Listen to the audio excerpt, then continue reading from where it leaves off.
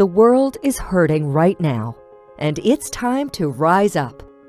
As we lift ourselves up in body, mind, and spirit, we can reach out to others and be a light in a sea of darkness. Welcome to the Movement for Global Health with your host, Dr. Mary Zennett.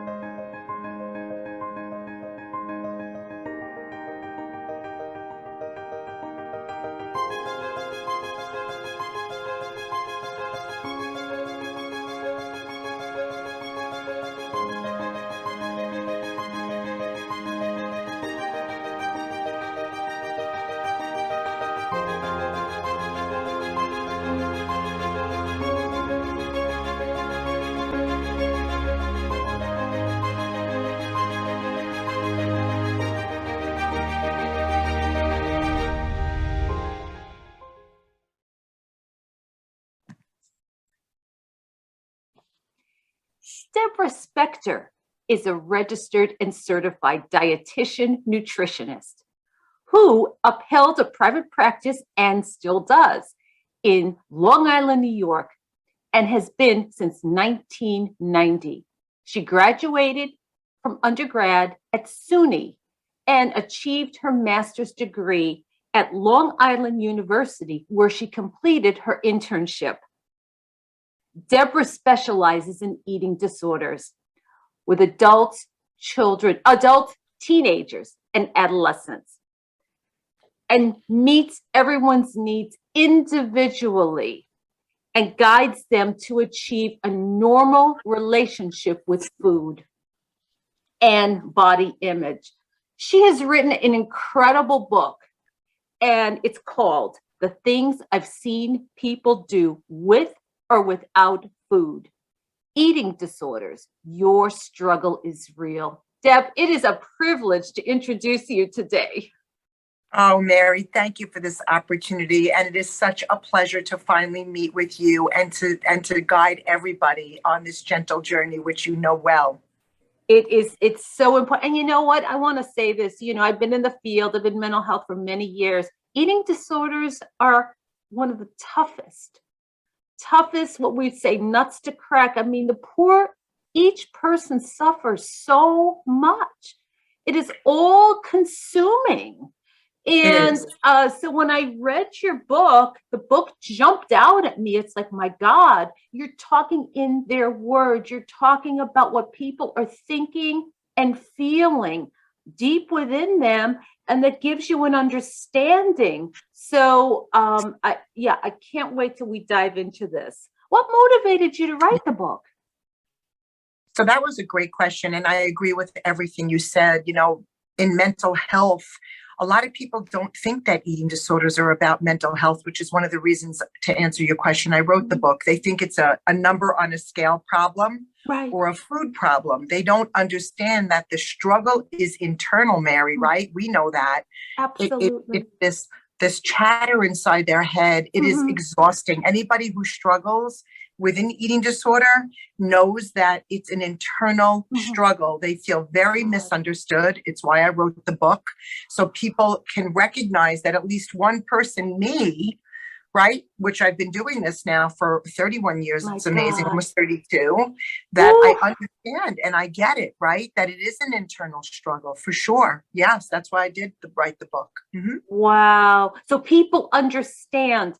It must be validating for the individual. Somebody who suffers from an eating disorder, when they open that book, I'm just thinking this, they're like, oh my God, that's what I think. Absolutely. And Mary, it's interesting. The book's only been out for 4.5 months, and I'm grateful to have 95 reviews. And every review is like, I wish I would have read this book before I had children.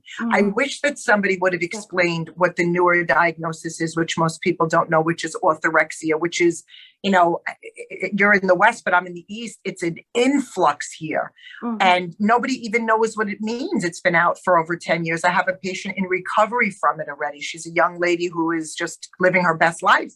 But you're right. Like, so many people in the reviews are writing things like, Deb, like this book speaks my language. Thank you for acknowledging it. Thank you for writing this. Thank you for understanding what's going on in my head. Exactly. And it's difficult. Yes. Very, Yes. very difficult. And why do you think there's been such a significant rise in eating disorders during the pandemic?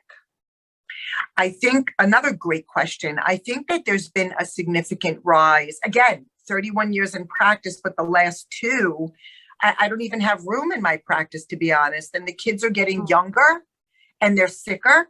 And I think that because of the isolation and being home, and younger kids, right, the people that we treat, like adolescents, Absolutely. teenagers, right, they had such isolated issues and they relied a lot on social media. And social media, which I have a professional social media page on I have for young kids, Instagram, and then I do have not just LinkedIn, but a professional Facebook page. But when you're on that, and TikTok is known for what I'm going to say, nobody looks like that, Mary. Nobody looks like that. I'm sorry. They're filtered. Thank you. Yes. Yes. But in their minds, and they're scrolling, it's like, oh my, panic. Oh, I don't look like that. I don't look like that. And what's that doing? What's that doing to their internal fiber? Right. So not good. Feeling really, low confidence and low self-esteem and not good in their bodies, which is all the 100% breeding grounds for eating disorders. And if you have, like you said, with the mental health crisis, right, a little bit of generalized anxiety disorder or a little bit of depression, it's like, it's just a feeding ground for an eating disorder, right? And the thing is with food, we need to eat. This is the thing. We need to eat. You're right. We can't 3 just meals stop. a day. We can't just say, stop it. Right. And we need to, and you know what else, Mary? We need to be in our bodies every day and learn how to adapt and how to change. I mean, a lot of people have had significant weight shifts during the pandemic. We weren't going anywhere or doing anything. Even if you live in a state where the weather or climate warrants going out, to be honest with you, we were afraid in the beginning, at least I live in New York. It was scary here. People were dying from the virus. My God. Right? My God. Oh yeah, we've lost many too. It's very scary. Very tragic. And like you say, the weather is not conducive. I mean, out here in the West, we get a lot of rain. Okay. You can't just walk outside in 40 degrees and it's pouring rain. It's not going to happen. It's not healthy. Exactly. It's not healthy. But these poor kids have been inside, trapped. And I think years ago, TV was the big thing. But for kids today, it's social media. You're right. When we were kids, I had a black and white TV when I grew up as a little girl. And we used to have to get up and change the channel. Remember, we didn't have clickers. We didn't have clickers. We had to get up and change the channel. Nowadays, everything for children, everything is accessed right here in 3 seconds. When we were kids, we'd have to, research at the library and take out the Encyclopedia Britannica. Now they ask Siri or Google and, they can find anything. If I shared with you some of my younger patients, 8, 9, 10, and 11, like I wrote in the book in my early training, how do you figure out how to throw up your food? They go on YouTube. Like, it's unbelievable. Oh my God. The world has changed significantly. And parents, I'm a mom, I'm a parent. Yes. A lot of parents, because they're exhausted themselves, they're not monitoring their kids' social media and what they're doing all day long. It's exactly. It's really scary. And you don't want to be a helicopter mom, all right, hovering. Okay, because that's not really healthy either. You want some respect and boundaries. But if parents don't know, what do you do? I agree. It really, it is such a dilemma. So tell us a little bit, like when you're working with someone, about your philosophy and how you work with them. So again, excellent question. So a lot of the work that I do now is very different than the work that I learned what to do as a clinical dietitian, right? Not a nutritionist, but a registered dietitian who's board certified. It's very different. Years and years of supervision, years and years of practice and working with this Absolutely. population. One of my biggest messages that I try to teach is about getting away from the dialogue that the world is so used to hearing nowadays. And it's all about advertising and making money out there, which we're aware of. But it's about not having foods be good or bad or healthy or unhealthy. And instead, me teaching my patients on all levels and all ages how to make all foods fit. You know, Mary, if a food is bad for you, we live in America. This is not a third world country. They take it off the shelf. It's a recall. They take it off the shelf, right? So if a food is bad, they take it away. If a child or an adolescent hears that a food is bad, they're either psychologically going to think it's going to do something to their bodies, or they have a negative emotional attachment to it, which is not the message we want to give our kids. Exactly. Exactly. You know? So delve into it with your philosophy and when you're working with them. And you say somebody comes in, you know, for the first or second session, and you can see they're really, really struggling. Oh, very much. And anxious, very anxious. So I label foods as safe, not good or bad. Safe food is a food that when you eat it, there's no emotional attachment to it at all. There are no thoughts. There's no chatter. There's nothing. Got it. But then right. And then there are foods that are very unsafe. Mary, even if my patients know that they're going to be eating it later that day or tomorrow, their anxiety levels are so high. Or like some of the stories in the book, right? They're trying to figure out a way to get out of it because they don't even want to present themselves in a situation where they're going to have a lot of chatter. Exactly. Right? Exactly. I teach my patients about moderation. Nothing is detrimental in a small amount. If you really have a craving for a cookie or ice cream or something fried or something that was in your mind unhealthy previous to our work together, eating a little bit is okay. Wow. Right. I teach them about variety. You know, Mary, my patients get stuck and it's not okay eating the same things every day. Exactly. And it's so boring. And then what happens, then it all melts, it all breaks down. And then do you have a lot of binging? I do. So a lot of my patients, it's all of the eating disorders. It's binge eating disorder. I have anorexics, bulimics, but now I have patients who struggle with ARFID, which a lot of people don't know what that is. And I wrote about that in the book. Or patients now with orthorexia, which is a much newer, even though as a professional, it's been around for about 10 years. It's a much newer diagnosis that most people don't know about. Talk about these. Yeah, so ARFID is avoidance restrictive food disorder. It's my patients who, my older patients like our age or even in their 20s were diagnosed as being picky eaters, but it's really not being a picky eater. It's about having texture issues or certain smells of foods or an adversity to food. And I have to learn how to help them get through that. And a lot of that is exposure therapy and desensitization, which I'm trained to do. It's more of a cognitive behavioral. So it's more behavioral. Training. Orthorexia, it's very much behavioral. Some of my patients have to go to feeding sites to be able to work with a feeding specialist on how to work through that. But it's wonderful. Like my patients in recovery from that, they can travel and they can go out with their friends and not feel that they can't eat or only eat certain foods. It's socially again, to go back to the pandemic, very socially isolating, right? Very, but it's very intensive work. It is. So do you work with a team? Mary, I wouldn't do this work alone. I even wrote about that also in the book. I saw that. I will never be able to promote myself as being a dietitian, a therapist, a doctor, and a psychiatrist. That's a team. We need to work collaboratively. One of my colleagues who's a pediatrician who I share so many patients with, he always says to me, Deb, anybody who thinks they could do this work alone they're not trained to do the work at all. They're not trained. Behind the scenes, I'm collaborating with these people. And it's important, right? I have patients who come from residential treatment and I have to be able to follow up with their work. My next patient coming shortly came from a residential treatment center. Wow. We have to work together.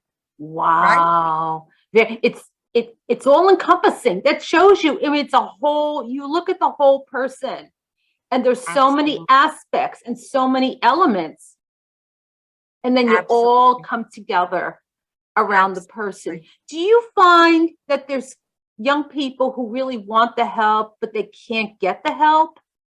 Oh, without a doubt. I volunteer. I don't know if you know this, but I volunteer as a partner in the Healers Circle of Project Heal. And every year for free, I ad lib. I see a patient of theirs who couldn't get treatment because of the insurance. Right. And I see somebody for free every year. I had a young woman last year who was so grateful for the work we did together. And when I finished with her, she was like, I was just so grateful to have helped her on her journey. And she was doing much better at the end. And that's part of me being like doing these things in awareness. Like tomorrow I'll do a library live and doing podcasts with you and Robin on Friday. It's awareness, right? People don't get it. Yeah. Educating, empowering, and you give all of yourself. You put yourself into this, and you reap the rewards. You reap the reward, but it's a commitment. It's a huge commitment. We were chatting about that before we started doing this podcast, and yes, it's a lot of work. Nobody realizes it's a lot of work. I didn't write the book to make money. I wrote the book to get it out there so people know that they're not struggling alone, that other people really understand what's going on in your thoughts and how to move forward and know that there are people that get it, right? That's right. Yeah. That's right. And I do think raising awareness too for the parents is, it might not even be on their radar. Eating disorder. I agree. What? Well, again, parents don't realize, Mary, like I have a chapter in my book. I was open with my daughter, my own daughter, and not on what I'm her mom. She doesn't struggle. But in my early days of training, some of the things that these little girls would say, because it was a mother-daughter group I would run and be a part of, you don't realize the things you say about your own food or your own body. Kids listen to everything. Most of your relationship with food and your body, Mary, come from your childhood home. That's right. So if you grow up where your mom and or dad are constantly on diets and constantly talking badly about their bodies, you're going to get that message that your body's not okay because it wasn't okay for them. That's right. And parents don't realize it. So what would you tell a parent? What are things they can say and present that would give their child a healthy relationship with food and body image? I would say to them, be very mindful of how you talk about your body, how you feel in your body, the things you say around your children about your body and or dieting, which to me is a form in America, in our culture, of disordered eating. It may not be an eating disorder, but it's disordered because it's eating. Any diet, right, Mary? Any diet is on and off. If one of the Debisms in my book, which a lot of my patients love the Debisms, there are things that They're great. Said, Debisms are great. Yeah, thank you. But one of the Debisms was if diets worked, we'd only need one. But this is America. There's always another diet or another way to, teach us. It's not a permanent decision. Okay. I would talk about food and not in the healthy, unhealthy, or good, bad way, but, teaching our kids how to make all foods fit and really gearing them in a direction that they don't have an emotional attachment to the foods that they eat. Because that's not the way we want to teach our children. Right. So, Deb, where can our listeners learn more about you and get this wonderful book? Thank you, Mary. So the book is available on Amazon. It is in now paperback and an ebook for those of you who need larger print, because some of my friends our age couldn't read the book. It's too small. Right. And it's called The Things I've Seen People Do With and Without Food. It's available, new published on Amazon. As far as me, they can follow me either on LinkedIn like you and I met, or they can follow me on Instagram for my younger patients. It's my professional name, Deborah Spector, MSRDNCDN, or on my professional Facebook page. Beautiful. And we'll leave those links under the podcast so Wonderful. people can look you up Thank you so much for this opportunity, and it's such a pleasure to be able to do this Oh, podcast. same here, Deb. Thank you so much. I mean, truly, I appreciate the work, the passion. I mean, this is intense. It's This is, wonderful. would you say this is your life's work? This is my life's work. Yeah. This is awareness. This is so people know that they're not alone in their struggles. Yes. And Yes. addiction is addiction, and you have That's to learn right. how to have a normal relationship with food in your body, because as you Yes. said, you're going to eat forever and you're going to be in your body forever. And although people don't believe you can get into recovery of an eating disorder, I have a lot of testimonials also in the back of the book. I'm so grateful for my patients and hard work, but they got there. Yeah, it's possible. And Recovery it gives is possible. people hope. Anybody listening who's struggling with a family member with an eating disorder, you can see why people would feel hopeless. Absolutely. It can Absolutely. be so scary.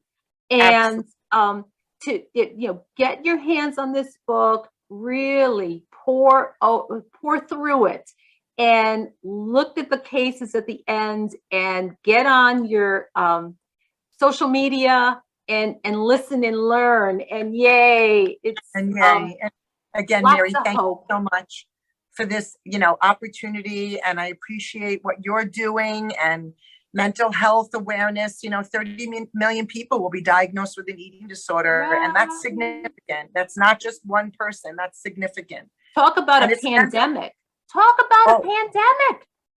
Who would ever think we'd be living through this? Who would ever think we'd be living through this? Exactly. So heartfelt thanks, Deb. We're so Thanks, Mary. grateful. So nice meeting you. All And thank you right. for the opportunity. All right then. Bye-bye. Okay. Bye-bye.